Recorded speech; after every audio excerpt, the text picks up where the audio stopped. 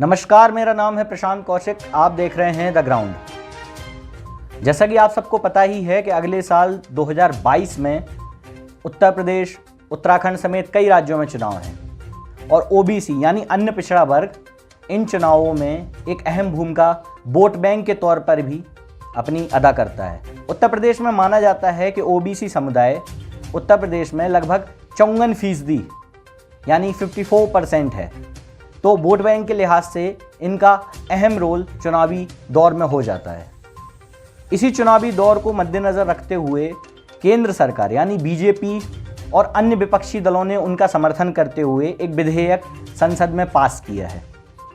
क्या है ये विधेयक और ओबीसी वर्ग को इसको क्यों जानना चाहिए, आज हम आपको समझाते हैं। लोकसभा में केंद्र सरकार ने ओबीसी से संबंधित संविधान संशोधन विधेयक 2021 127वां संशोधन पेश किया है। ये संशोधन क्या है, इसकी परिभाषा को पहले समझ लेते हैं। इसके अनुसार विधेयक राज्य सरकार और संघ राज्य क्षेत्र को सामाजिक तथा शैक्षणिक दृष्टि से पिछड़े वर्गों की स्वयं की राज्य सूची अथवा संघ राज्य क्षेत्र सूची तैयार करने के लिए सशक्त बनाता है। मौजूदा समय में ओबीसी कि केंद्र और राज्य में अलग अलग सूचियां यानी कि अलग अलग जातियों के आधार पर उनका आरक्षण तय है। मतलब ओबीसी के कई जातियां ऐसी हैं जो मान के चलते हैं उत्तर प्रदेश में तो आरक्षण की सूची में आती हैं, पर केंद्र में वो ओबीसी वर्ग में ही नहीं आती।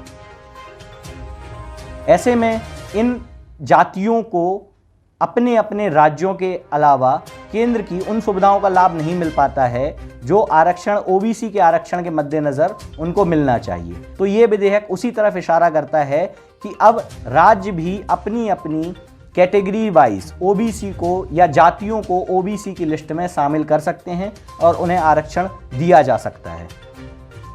केंद्र सरकार ने यह कदम सुप्रीम कोर्ट के उस फैसले के बाद उठाया है जिसमें ओबीसी की पहचान करने और सूची बनाने के लिए राज्यों के अधिकार को अवैध बताया गया था। कोर्ट का कहना था कि 102वें संविधान संशोधन के बाद राज्यों को सामाजिक व आर्थिक आधार पर पिछड़ों की पहचान करने और अलग से सूची बनाने का कोई अधिकार नहीं है।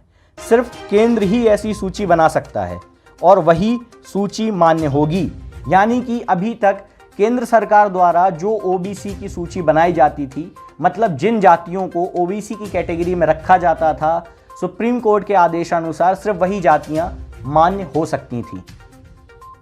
उत्तर प्रदेश में, उत्तराखंड में, तमिलनाडु में, हरियाणा में, पंजाब में, मतलब विभिन्न राज्यों में जो जातियों को राज्य सरकार ने ओबीसी की कैटेगरी में रखा था वो अभी तक मान्य नहीं की जा सकती। ये सुप्रीम कोर्ट का फैसला था। सुप्रीम कोर्ट के इस फैसले को ना मानते हुए सरकार ने एक विधेयक के ही तौर पर इस नियम को पास कर दिया है। केंद्र इस मामले में इसलिए भी सतर्क है क्योंकि कई ऐसी पिछड़ी जातियां हैं जिन समुदाय के लोग राज्य सरकारों में या केंद्र सरकार में अपनी अपनी ओबीसी आरक्षण के तहत नौकरियां या सरकारी नौकरियां कर रहे हैं। तो ऐसे में सुप्रीम कोर्ट के इस फैसले से उनके ऊपर आफत आ सकती थी या उन्हें बड़ा नुकसान भी हो सकता था। इसलिए केंद्र ने बड़े सोच समझकर ये फैसला और ये विधेयक संसद में पास कराया है। संसद में पास कराने के दौरान वैसे तो सारे विपक्षी दल किसी भी विधेयक के लिए एकजुट होते नहीं दिखते हैं, पर चुनाव का साल है। चुनाव के साल में कोई भी 54% वोट बैंक को अपने से हटता हुआ नहीं देख सकता।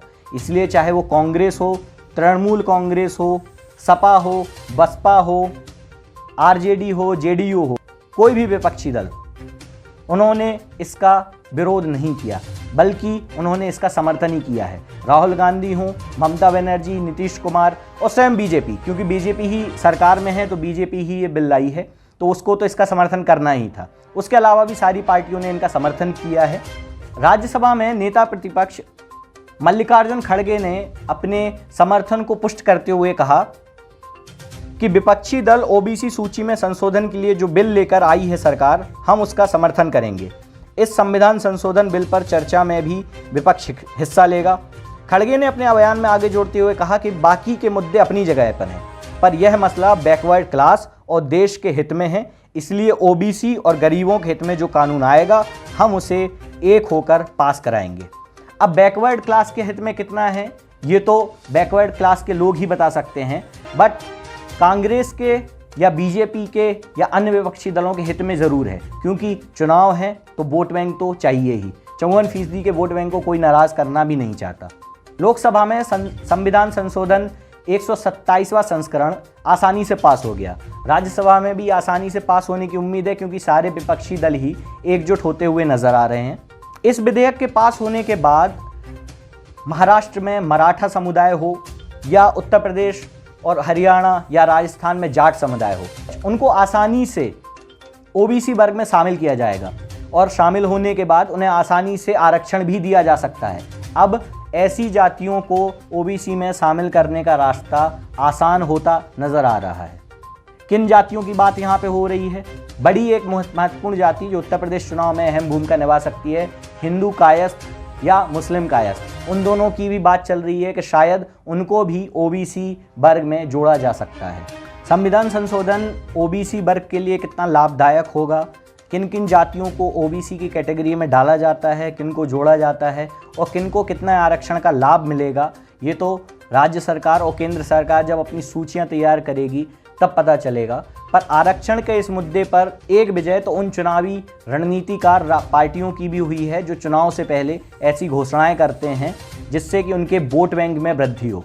ओबीसी समुदाय को ये देखना होगा कि इन विधेयकों से उनका कितना लाभ होता है और लाभ होने के बाद और 54% का अन्य पिछड़ा वर्ग का वोट बैंक किसके पक्ष में गिरता है। ये उत्तर प्रदेश और अन्य राज्यों के विधानसभा चुनाव में भी साफ हो जाएगा। ऐसी ही नई और इंटरेस्टिंग खबरों को देखने के लिए देखते रहें द ग्राउंड। वीडियो अच्छा लगे लाइक करें, शेयर करें, सब्सक्राइब करें अपने फ्रेंड्स और फैमिली के साथ। धन्यवाद।